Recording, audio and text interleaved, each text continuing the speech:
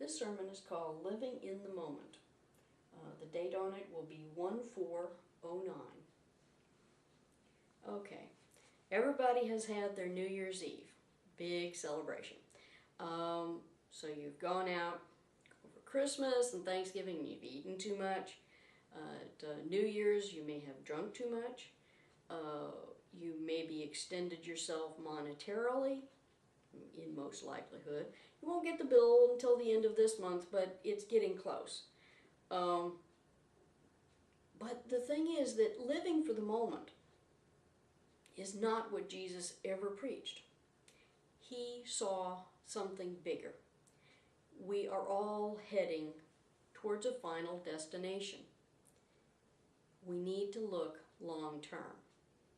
If all we ever do is try to eat, drink, and be merry, and become someone who needs instant gratification, that can't wait even a week to get something, you have to buy it now, then that becomes a way of life.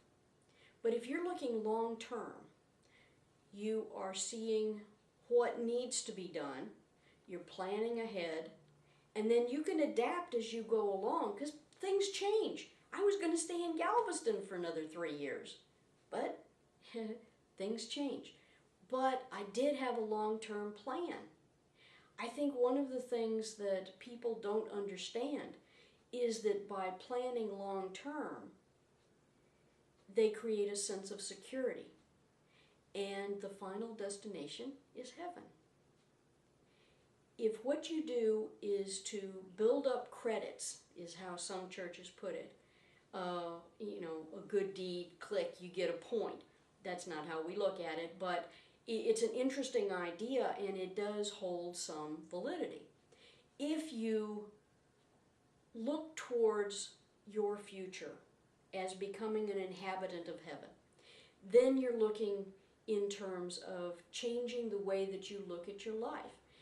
If you're looking long term, you're not needing instant gratification, because you know that over time, the lessons that you need to learn and the resources that you need to learn those lessons will be provided by God. If you don't look long term, then you may miss out on things because you're not in the right place at the right time. Now, one example of this is this recession that's going on. Now, I remember when my grandma would talk about the recession, the depression of 29 through 40.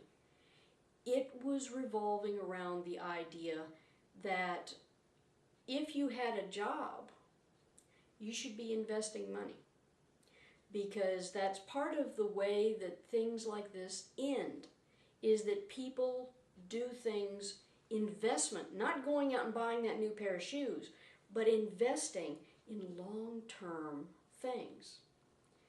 The people who made out like bandits in 1929 were the big guys. They were the ones that said, hey, I still have money. Look at the price of these things. And they bought everything. So there were people who had discretionary income that basically made a fortune by just keeping their heads and buying when everyone else was selling, zigging when everybody else was zagging. I think one of the things that is scaring people right now about this recession is they're afraid that their retirement is going to go away.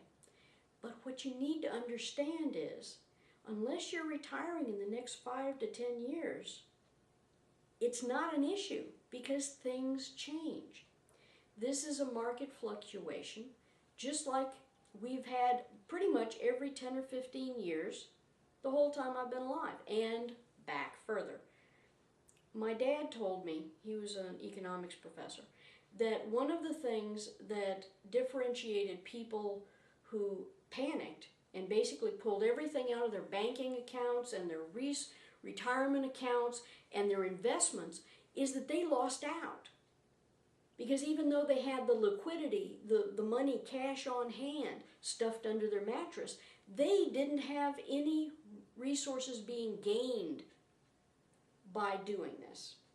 They lost out because they panicked.